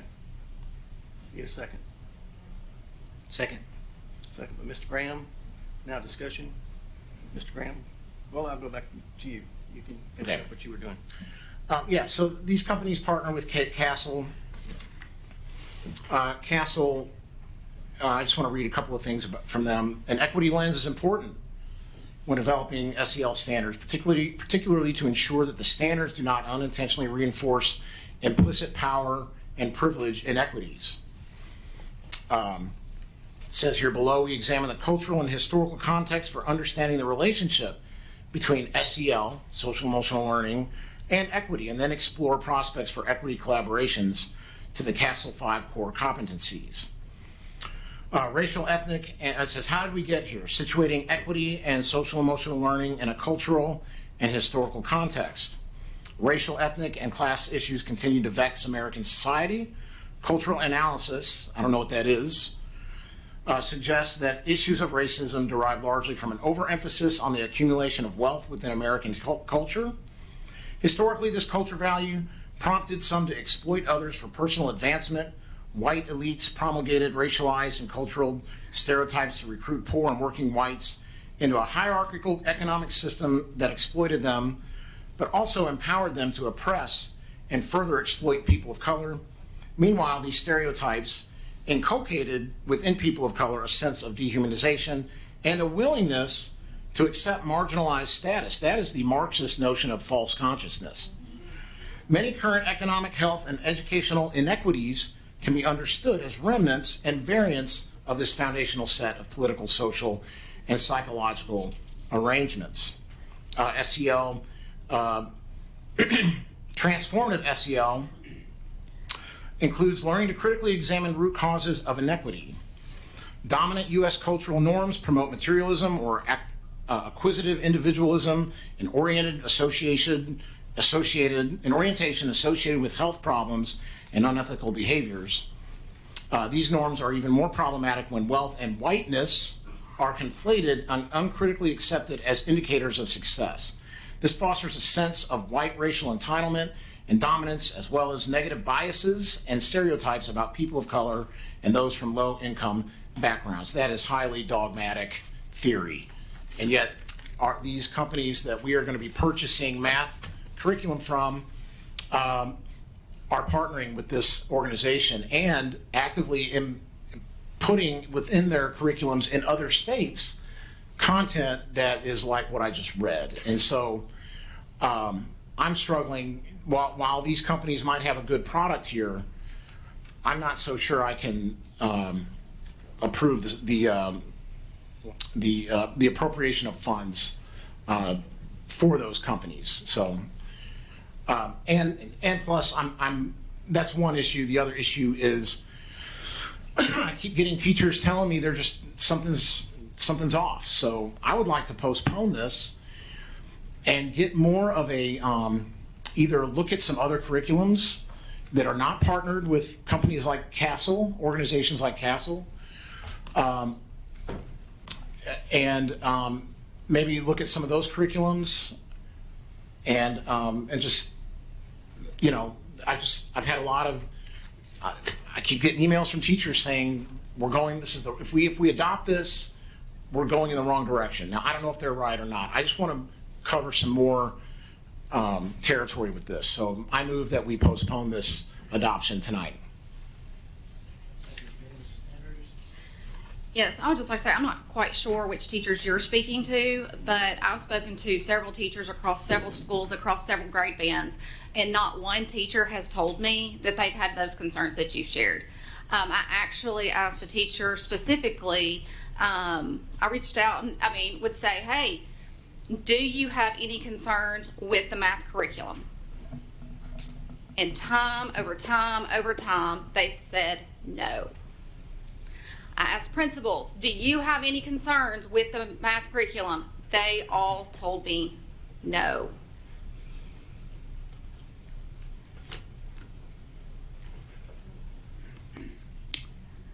A very respected teacher, I messaged her. And said yes, liked it. This is what I said. I said, I've asked various teachers about it and they all like it. One teacher said she used to pull stuff from the NY Engage, which is the former name of Eureka. My only concern is that it's because it's from the same company as Wit and Wisdom, and I don't want to go through the pushback from the community and make teachers' jobs even harder than they already are. This teacher responded, honestly, that was a good thing in my opinion. I've been very pleased with Wit and Wisdom. We make a few changes here and there, but my class has done really well with it this year. That's from a Sumner County teacher that is very well respected. I've asked at multiple schools. I've asked elementary, middle, high school. I've asked specific members on the committee, have there been any issues on the committee? Have you felt in any way that you have been pushed to a specific curriculum? And I was told no. This has been great. We actually feel like they've listened to us. We feel like they've taken our feedback. And then they were allowed to vote on the curriculum that they felt was best for students. These are teachers with boots on the ground. They see these students. They know what the students need. They know what the students are liking. And this is what they have said they want for their students. I will not undermine a committee. I've also been told they want curriculum. And they want it sooner rather than later, because the later that we push it, the less time they have to train on it. And they want to be prepared when schools open in August. I will not vote to delay this, and I hope that you don't either. Ms. Andrews, Mr. Graham? Yeah, so I mean, I'm not a math guy. It's hard for me to evaluate math curriculum. But we did receive emails to our board email from teachers who seem pretty passionate against what has been recommended to us. But the committee also seemed fairly passionate about what was recommended to us. I would like to delay it just so we can kind of get a pro-cons of the top two in both what the curriculum had to offer and also kind of a cost benefit to know what each one costs. Because if number 2 on the list is like a hair under number 1 and it costs 30% less, to me that's something we should be looking at too. So that's why I would vote to delay it at this point. Thank you, Mr. Graham. All right, ready for the vote? Mr. King? Yeah, I mean, I've had teachers express to me that were on the committee that they felt that there was pressure among committee members to go a certain way. I've had teachers tell me that were on the committee. And I've had teachers say there were issues with the curriculum, some of the curriculums. And then I've had some that have said that they like it. And when I looked at it, when I went to the central office and looked at the books, I mean, to me, they looked like good products. And I was impressed. But again, we're talking about tax money going to pay companies that are invested in some pretty aberrant, dogmatic theories, and they're putting that onto students in other states. That's a concern of mine. And so I mean, look, I just can't. I'm not at a place where I can 100% vote either way. I'd like to be. Mr. King, Mr. Lacy? I think this week I thought we all received an email from a teacher that felt like this would be taking a step backwards for the high school math if we adopted big ideas. Like I said, I emailed a lot of the teachers in my district in math. I felt like it would be imprudent of me to ask teachers that teach math what they thought. In elementary, absolutely got Eureka nobody wanted Eureka. Everybody wanted iReady. They felt like it prepared kids for TCAT better. They felt like everything to do with iReady helped prepare kids for TCAT. To me, that sounds like that's what we'd want to do, is prepare kids for TCAT.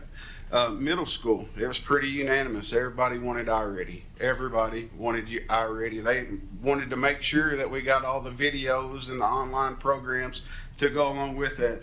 In the high schools, I mean, it was pretty mixed. It was 50-50. They didn't want big ideas.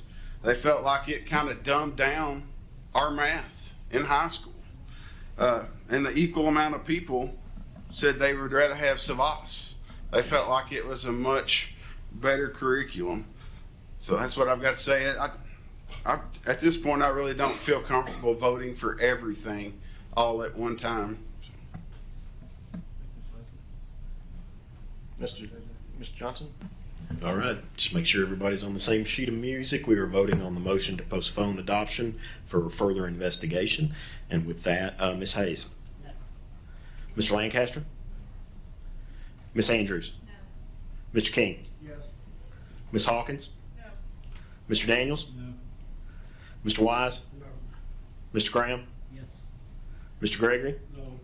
Mr. Lacy? Yes. Chairman Byrd? No. Motion fails Back to the 8-3. main motion of approval of it as it is. Let's go over the vote while you're voting. Yes, sir. Ms. Hayes? Yes. Mr. Lancaster? Yes. Ms. Andrews? Yes. Mr. King? Abstain. Ms. Hawkins? Yes. Mr. Daniels? Yes. Mr. Wise? Yes. Mr. Graham? Abstain. Mr. Gregory? Yes. Mr. Lacy? Abstain. Chairman Byrd? Yes. Motion carries 8-3. All right, next item on the agenda, discussion and interaction regarding dress code committee recommendation. Is there a motion? Motion to approve. Motion approved by Second. Ms. Andrews. Please let me be on the record as seconding this motion for my daughter's sake. I was trying to motion to approve. All right, discussion. Your light on, you Oh, heck, I was ready to go ahead and vote. ready to go. All right. You know, I think the one thing I would like to ask, if I'm allowed, and I meant to put my light on, is the speaker that was on the committee, I didn't understand the sports question. Can I specifically ask her what she... Ms. Cruz, would you like to restate that question? So, yeah, come up here and...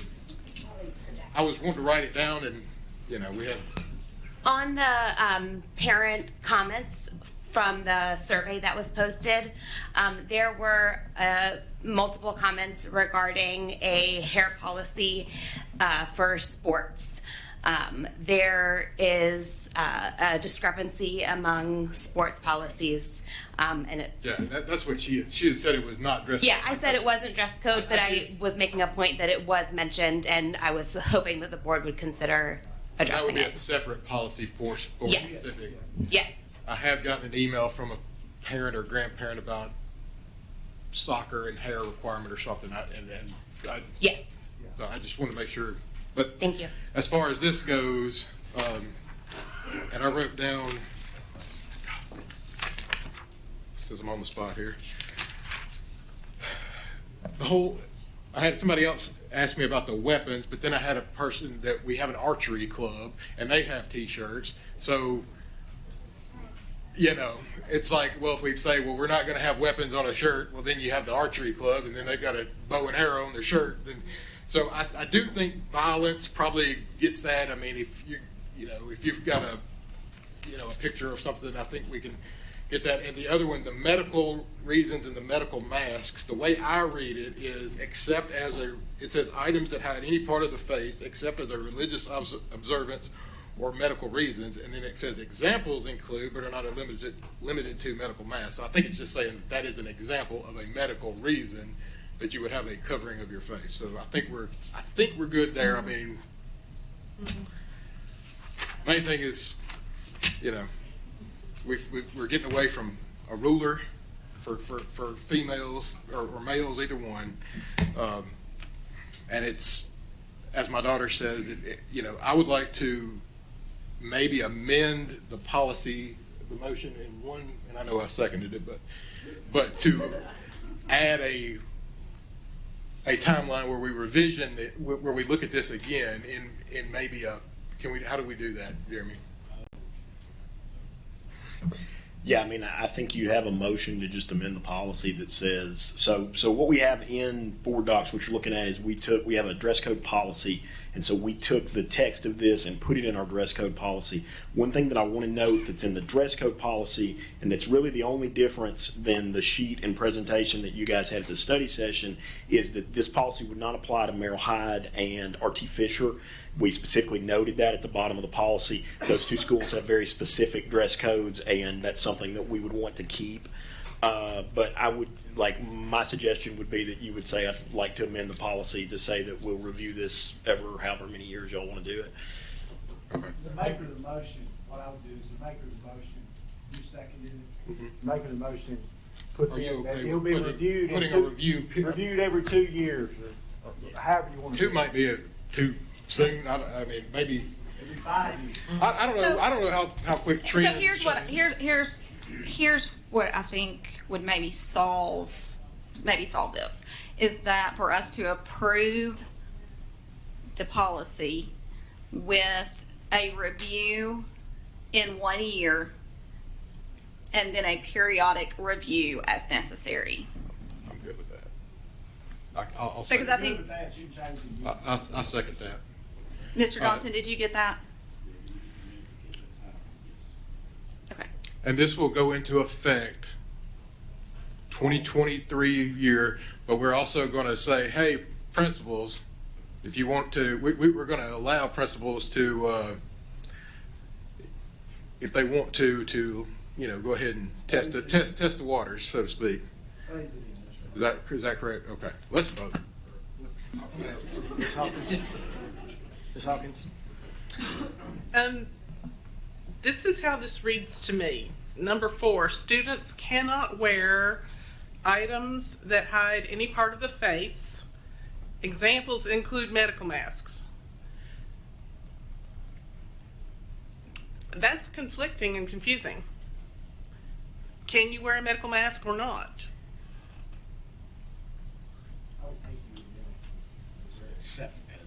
I think that's what Examples include, but are not, these are examples of items that hide any part of the face. Examples include medical masks.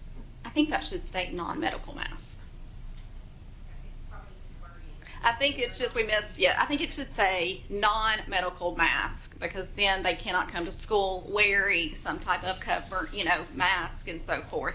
So I think if we can add, without objection, I think if we can just add non in front of medical, we'll solve that problem. Otherwise it's conflicting. Yes, ma'am. Totally conflicting with what it's. See, I read that as the example of the exception, but. No. I read it, if you break it apart, students cannot wear items that hide any part of the face, including medical masks. So we're saying, I'm sorry. Kind of bullet pointed. Examples of items that hide any part of the face include, but are not limited to, medical masks. Should say non-medical. I mean, that's conflicting with. I would like to make a motion. Well, I just said, if without objection, if everyone on the board is okay with that, I don't think we have to vote. But is there anybody that disagrees with us adding it to say non-medical? It's just confusing because there's a bullet point where it says examples include, and it's hard to know exactly what examples, what that's pointing back to as an example. Items that hide any part of the face. Right, but then it says except as religious observance or medical reasons, and then it. Oh, but are bandanas religious observance or medical reasons? I guess not. I guess. Yes. So the intent is that you can wear a medical mask to school if you so choose. If we need to clear up that wording so it's clarified, happy to do that. The intent is not to tell anyone they cannot wear a medical mask. I think we should. Obviously, it needs to be clarified because we're all debating it. So can we just strike medical mask right there and then do a second bullet point? It said medical masks are fine. Yes. Jeremy. Great. Thank you. Can I make one comment on that, just in regards to medical masks? Are you still in queue, Ms. Andrews? Can I jump in real quick? I am, but I will yield to him. Okay. For his My one question point. on the medical For one masks, point. and the only reason I'm asking this is there are, during COVID, there were a lot of masks that were available with sports teams and other things, and my question is, if someone were to wear a medical mask and it wasn't for a medical reason, yes. So that's where I'm wondering if non-medical masks, if we amend it, or if we add the example, I don't know how it needs to be phrased right there, but my point is, I think we want to allow people to wear medical masks if there's a medical reason, not just throw a mask on because represent their sports. Does that That's make sense? the intent Yeah. of the policy, That's the way I yes. would clarify it, because I think that's the intent. That's also, sorry to interrupt, but that would be something we could address in our one-year review. Yeah. Yes. Yes, thank you. Okay, so I think we did clear up that, and then with the dress code. I'll also go ahead and just touch on sports uniforms, because I have thought about that. I've seen the comments, and I think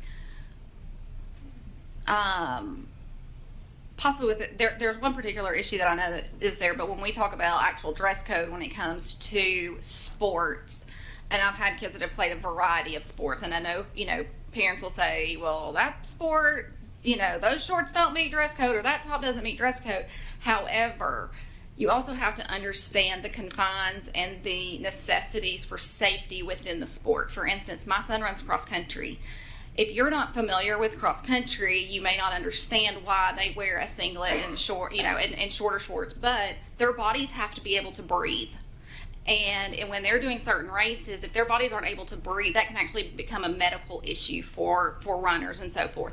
Additionally, a lot gets said about cheerleaders and the length of their skirts. Well, if you're familiar with cheering and you understand stunting, you also have to understand that in order for them to move appropriately and not be injured, they have to have those types of things. So I think it can be addressed if they are wearing those uniforms to school, then within those guidelines, they need to be within dress code. When they are within the instructional period of the day, students should be within dress code.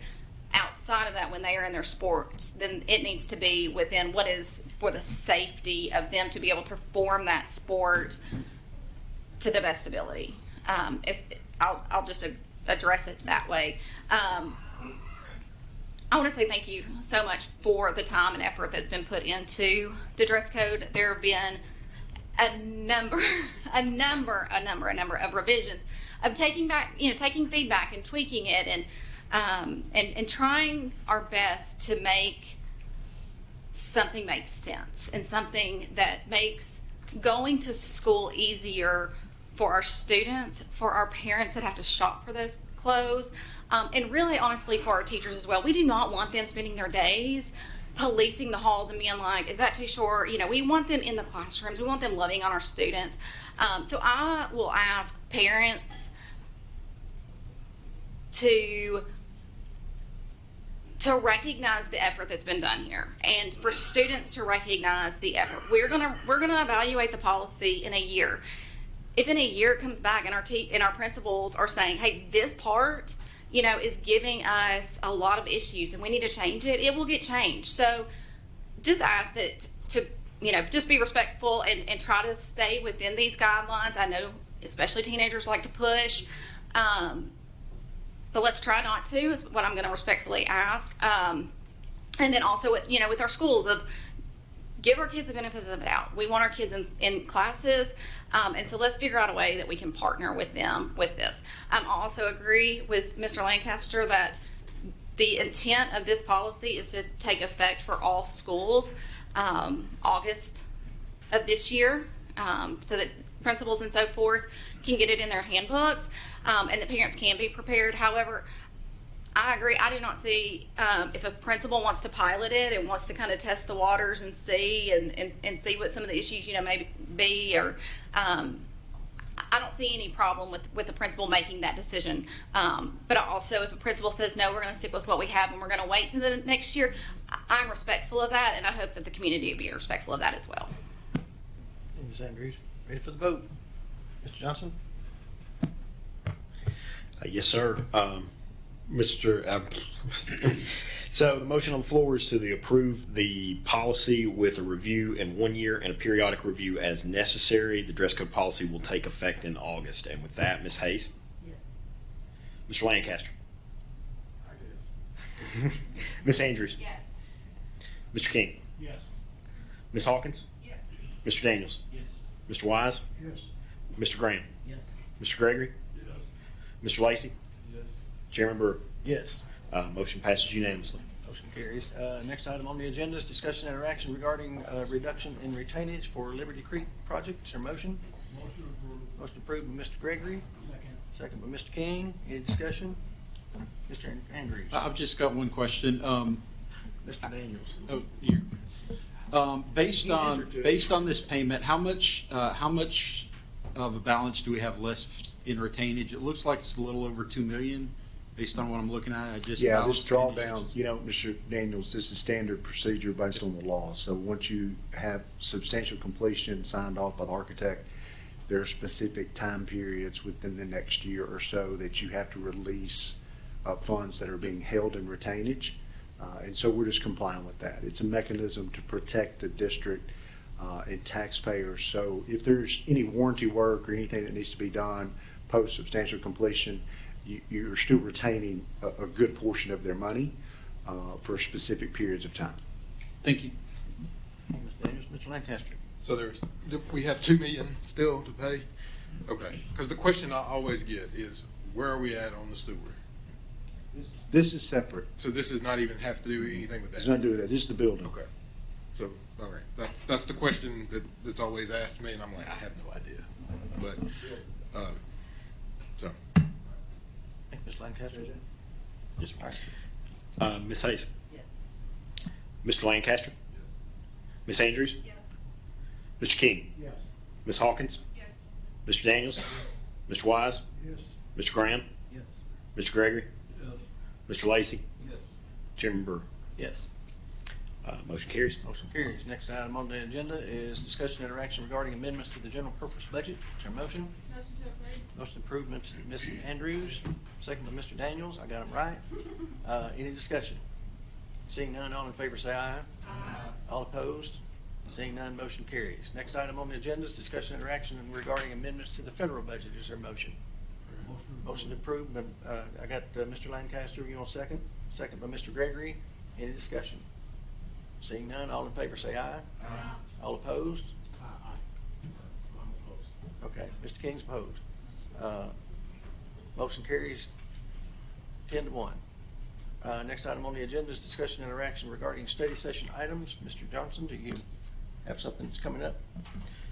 Yes, sir. We will be on our continuing journey on policy 4403, reconsideration of instructional materials and textbooks, and then we will also be discussing the discussion regarding a reconsideration request on the appeal for the library book, Perks of Being a Wallflower, which we did not get to at the last study session. We also have some policies that we're working through with staff that you may see. All right. Any discussion on it? Mr. Lancaster. 2 things. One, you know what I'm going to ask. We need to always have a third grade update because there has been some. Special call board meeting, state board meeting. Okay. That's just been announced, so we're expecting something to change. Yeah. And 2, I had someone reach out about our foreign student policy, foreign exchange student policy, and that we needed to look at that because I have no idea. But basically, This is a long story to that. Okay. We'll be happy to. Okay. I just want to make sure we're not doing what everybody else is doing or whatever. Long history about that. Yes, sir. All right. Next item on the agenda is communication from board members. Ms. Hayes, we'll start with you. All right. Mr. Lancaster. What month is March, right? Yeah. It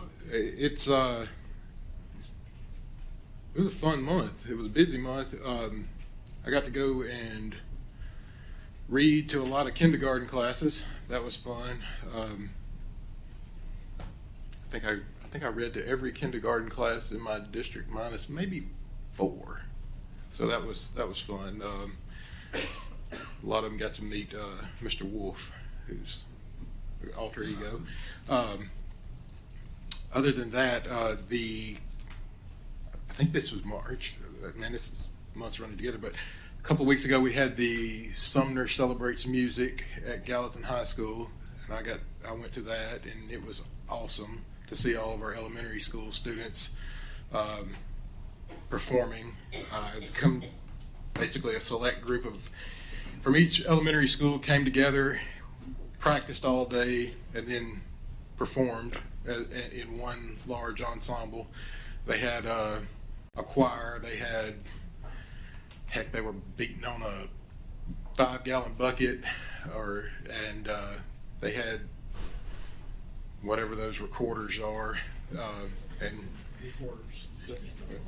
hey, we got one at the house. I just don't know what it is.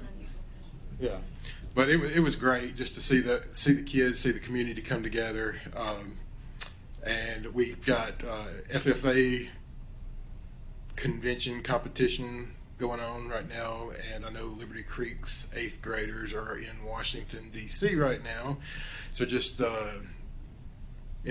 hope and pray for safe travels for all of them, and best of luck to our FFA competitors, and that's it. Ms. Andrews. Yeah, I just want to say happy World Down Syndrome Day. Let's make sure that we celebrate all of those exceptional students in our district. They're not different, they're exceptional. So just want to give a shout out. Also want to remember, and it is competition season. It is our club competition season.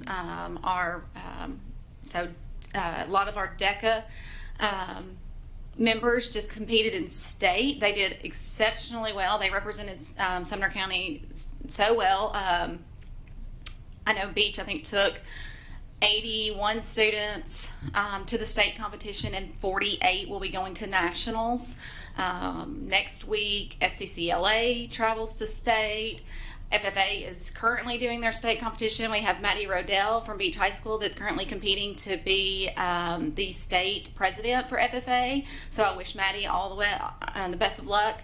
Lillian Young from Beach is also competing to be a state officer. I can't remember which her state officer position is, but we great representation from Sumner County across the state in each of these organizations, and it's very proud to be from Sumner County and just the work that's happening. And thank you to all the advisors that are choosing to travel with those students and giving those students the opportunity. Those are some of my favorite memories from high school, is going to those types of state competitions and the bonds that were made. And those aren't possible unless we have adults in our district that take time away from their families to go and spend time with our kids. So I just want to say thank you for that.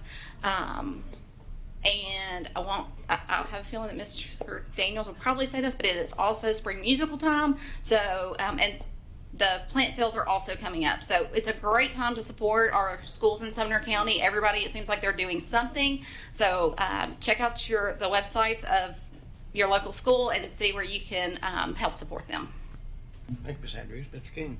All right, Ms. Hawkins. I just want to continue to lift up the Brooks family after the loss of their daughter at Liberty Creek to a tragic accident during the windstorm. It's just heartbreaking, and I continue to think about them and how hard going forward is in this new normal. So. Thank you, Ms. Hawkins. Mr. Daniels.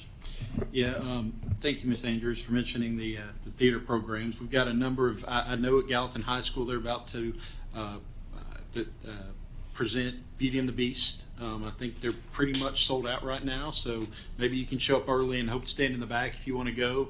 I believe Beach might be doing Into the Woods. I believe they're doing Into the Woods, and there's a number of other programs or schools that have some pretty big musicals. So it's always a good time to go out and see those kids, perform, musically. We've got some incredibly talented kids in our school district, and it's always great to go and see them. I also wanted to mention Gallatin High School community. Coach Stevenson passed away earlier this month, and he was one of the coaches when I was there in high school, and as we like to call him, Coach Kickin' Booty during the magazine drive. If you didn't sell a magazine, it wasn't because he didn't push you. So I always remember him and his family and his wife at this time. So thank you. Thank you, Mr. Daniels. Mr. Wise, Mr. Graham. I'll tell you what, this was a good initiation meeting for me. It feels good to be able to vote on something like the dress code policy that so many people overwhelmingly support. It's kind of depressing, though, when we can't do other things that so many people overwhelmingly support. But that's all I'll say about that right now.